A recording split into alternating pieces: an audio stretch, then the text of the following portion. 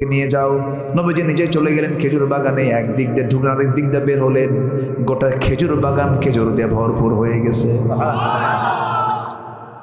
সব খেজুর বিক্রি করা লাগলো না, অর্ধেক খেজুর বিক্রি করেই সব ঋণ শোধ হয়ে গেছে, বাকি খেজুরগুলো তার রিজার্ভে থেকে গেল। আল্লাহ যদি কাউকে বরকত দেন, আল্লাহ তাআলা বরকত যদি একবার দিতে পারেন কোনো বান্দাকে, তার রিজিক কখনো ফুরায় না। জোরে কান সুবহানাল্লাহ। বুদ্ধি থাকলে রিজিক পাওয়া যায় না, রিজিক আসে কার কাছ থেকে? আল্লাহর কাছ থেকে। গ্রামের মধ্যে অনেক লোক আছে দেখবেন বুদ্ধি খুব, কিন্তু ভাত পায় না।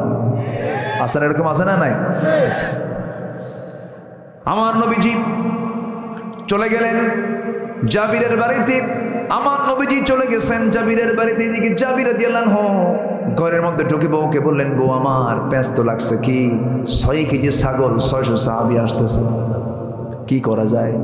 এবার বউ মুস্কি হাসি মেরে বলছেন, স্বামী আমার চিন্তা করেন কেন, মেহমান যখন কারো বাড়িতে মেহমান হয়ে আসে, তার রিজিক সে নিজেই নিয়ে চলে আসে। জোরে বলে সুবহানাল্লাহ। কি আস্থা, কি বিশ্বাস কার উপরে? আল্লাহ। মেহমান দেখলে অনেক মহিলা আছে খুব খুশি হয়, খুব খুশি হয়, স্বামীকে বলে এটা নিয়ে আসেন, ওটা নিয়ে আসেন, মেহমান আসছে, খুব খুশি হয়। আবার কিছু মহিলা আছে চেহারার দিকে তাকানোই যায় না। আছে না নাই? আছে। নিজের পরিবারকে যদি সমৃদ্ধ রাখতে চান, নিজের পরিবারকে যদি রিজিকে ভরপুর রাখতে চান, মেহমান ছাড়া বাড়ি রাখবেন না। আল্লাহু আকবার বলেন। যার বাড়িতে মেহমান ভরা থাকে সেই বাড়ির রিজিক কখনো ফুরায় না। আল্লাহু আকবার বলেন। এক সাহাবীর বাড়িতে 3 মাস বাজার নাই। কয় মাস? 3 মাস। তার বউ বলতেছে, স্বামী আমার 3 মাস বাজার নাই, আজকে আপনার পকেট থেকে কিছু পয়সা জমা করছিলাম, এই জমাকৃত পয়সা আপনাকে দিলাম, একটু বাজার করে আনেন। উনি বাজার করতেছে, আজান শুনছে, নামাজে গেছে, জোহর আসর মাগরিব, আর বাজার করা হয়নি। আমার নবীজি এশার নামাজ পড়ার পর মেহমান ভাগ করে দিচ্ছেন, এই যে তুমি 3 জন 4 জন 5 জন নিয়ে যাও। ও তালহা, তুমি আমার একটা খুদ বের করেছেন, খুদগুলো বের করে খামির করলেন, পিসদানে দিয়ে আটা বের করলেন, খামির করে মোটে 2টা রুটি প্রস্তুত করা হলো। 2 রুটি নিয়ে স্বামীকে বললেন, স্বামী আমার মেহমানের সামনে দিয়ে চট করে চলে আসবেন, সামনে বসলে পরে আপনার একটা রুটি খাওয়া হয়ে যাবে, মেহমানের পেটটা পূর্ণ থাকবে। তাড়াতাড়ি আসলে পরে আমাদেরই ঘরের লাইটটা বন্ধ করে দেব, মেহমান বুঝে নেবেন আমরা খেয়ে নিয়েছি, কিন্তু আমাদের পেটে তো কোনো খাবার নাই। গোটা রাত অভুক্ত থেকে মেহমানকে যতটুকু পেরেছেন সেখানে ততটুকু খেদমত করেছেন। রাতের ঘুম শেষ, ফজরের সময় যখন মেহমানকে নিয়ে যখন মসজিদে নববীর দিকে ওই সাহাবী রওনা দিয়েছেন, নামাজ শেষ হয়ে গেল, নবীজি পিছন দিকে ডাক দিচ্ছেন, তালহা এই দিকে আসো। সাহাবী কাঁপতে কাঁপতে বলছেন, ইয়া রাসূলুল্লাহ, ইয়া হাবিবাল্লাহ, আমি বড় ভুল করেছি, মেহমানকে আমি সম্মান করতে পারিনি, আপনার মেহমানকে আমি তাজিম করতে পারিনি, আমাকে মাফ করে দিন। রাসূল বলছেন, উল্টা কথা বলো কেন তালহা, গত রাতে তুমি এবং তোমার বউ যে কাজটা করেছো, মেহমানদারি করেছো, আর শাজিম পর্যন্ত খুশি হয়ে গেছে। জোরে বলে সুবহানাল্লাহ। মেহমান আছে যে ঘরে, রহমত আছে সেই ঘরে।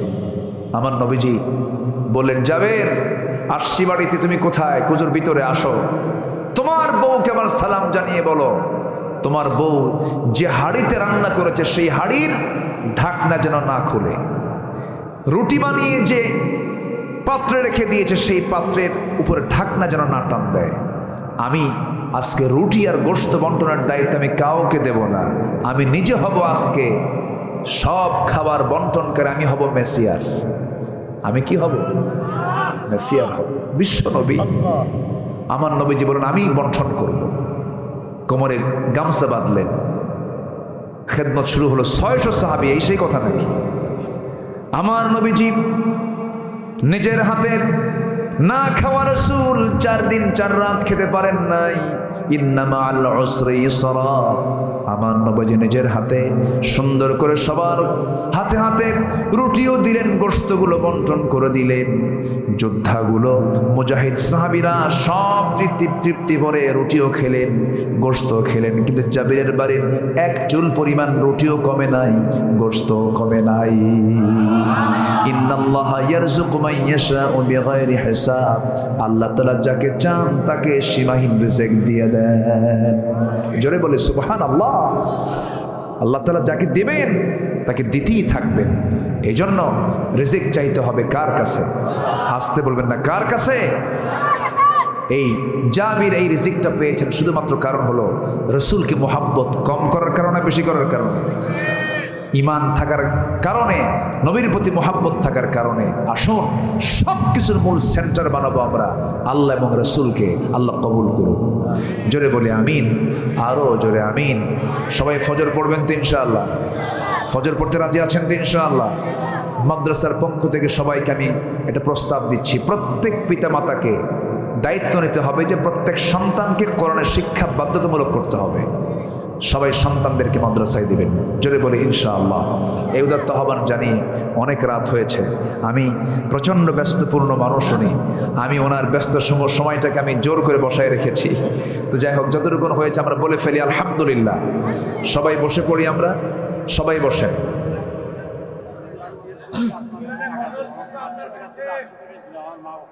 আল্লাহু আকবার। জি, সরোজগঞ্জ। আমি তো অনেক আগে আসছি সরোজগঞ্জে, 2011 সালে ফার্স্ট আমি মাহফিল করেছি সরোজগঞ্জ, আমার মনে আছে, আজ থেকে আরো 13-14 বছর আগের কথা। তো উনি বাপমার জন্য দোয়া চেয়ে পকেটে যা ছিল সব দিয়ে গেছেন। আলহামদুলিল্লাহ বলেন। আসুন আমরা এখন দোয়া করব। যা হয়েছে অনেক রাত, আমরা সময় একটু বসে নামাজের মতো করে আমরা বসি, একটু নামাজের মতো করে আমরা বসি। আমরা চাইবো কার কাছে? আমরা চাইবো কার কাছে? আল্লাহর কাছে। গজল শুনবেন আপনারা? গজল শোনার আগ্রহ আছে? জি। প্রবাসীদের জন্য দোয়া। আমাদের চেয়ারম্যান সাহেব কোথায়? আঞ্চলিক চেয়ারম্যান যে, ও আপনি আছেন। এত সুন্দর মানুষ হয়, দেখেন না কি সুন্দর চেহারা, বলেন আলহামদুলিল্লাহ। এর আগে দেখা হয়েছে, খুব সুন্দর মানুষ, আলহামদুলিল্লাহ। আমরা সবার জন্য দোয়া করবো ইনশাআল্লাহ। হ্যাঁ জি। এরপর আজকের সভাপতি মহোদয় নুরুল ইসলাম ভাদু সাহেব, তিনি আজকের মাহফিলে 10,000 টাকা দিয়েছেন আলহামদুলিল্লাহ, এবং তিনি দোয়া চেয়েছেন, তিনি আগামীতে হজে যাচ্ছেন না, উনি হজে যাবেন। আল্লাহ তাআলা তুমি তাকে হজ্জ মাবরুর, যে হজ কবুল হবে এমন হজ করার তৌফিক তুমি আল্লাহ দিয়ে দাও। জোরে বলি আল্লাহুম্মা আমিন। এর সাবাত কামনা করছি। আচ্ছা আচ্ছা, ঠিক আছে জি, ইনশাআল্লাহ। একটা মাঝখান থেকে গজল কি বলতে হবে? আমাদের প্রিয় বন্ধু 1 নাম্বার কে, আর দ্বিতীয় বন্ধু হচ্ছেন মুহাম্মদ সাল্লাল্লাহু আলাইহি ওয়াসাল্লাম। দেখি রাসূলকে নিয়ে, আমাদের প্রিয় বন্ধু তো রাসূল, তাকে সব জায়গায় লাগবে। তাকে নিয়ে আমি একটা গজল গাচ্ছি, আমরা একটু শুনি। সে কোন বন্ধু বলো বেশি বিশ্বস্ত, সে কোন বন্ধু বলো বেশি বিশ্বস্ত, কার কাছে মন খোলে দেয়া যায়, কার কাছে সব কথা বলা যায়, হওয়া যায় বেশি আশ্বস্ত, তার নাম আহমদ বড় বিশ্বস্ত, আহমদ বড় বিশ্বস্ত, যে জন কখনো ব্যথা দিতে জানে না, যে জনকে বলি মুছে দেয় বেদনা, ঠিক কিনা? যে জন কখনো ব্যথা দিতে জানে না, যে জনকে বলি মুছে দেয় বেদনা, হৃদয়ের হাহাকার আপন করে নিতে আর কারব এত প্রশস্ত, তার নাম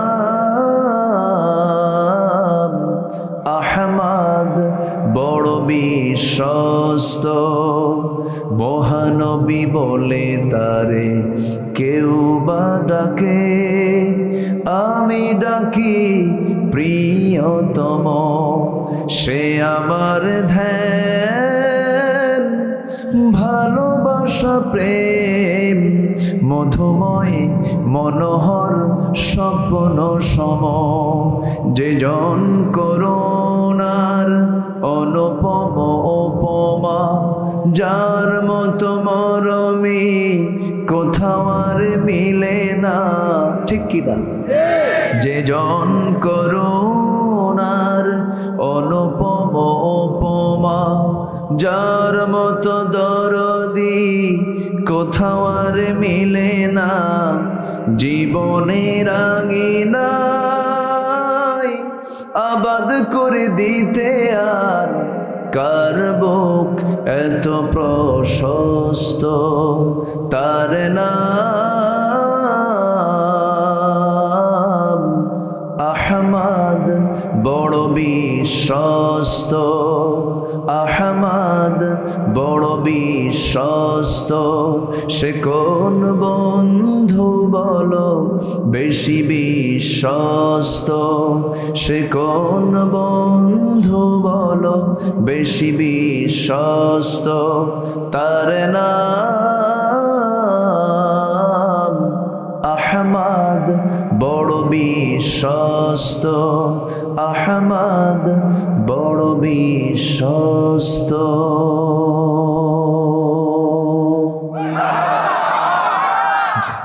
আলহামদুলিল্লাহ।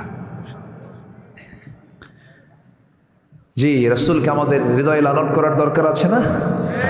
জি, আসুন আমরা এখন দোয়া করি। অনেকেই দোয়া চেয়েছেন। হ্যাঁ জি, আমরা সবাই নামাজের মতো করে বসি একটু। সবাই বলে সুবহানাকা আল্লাহুম্মা ওয়া বিহামদিকা আশহাদু আল্লা ইলাহা ইল্লা আনতা আস্তাগফিরুকা ওয়া আতুবু ইলাইকা।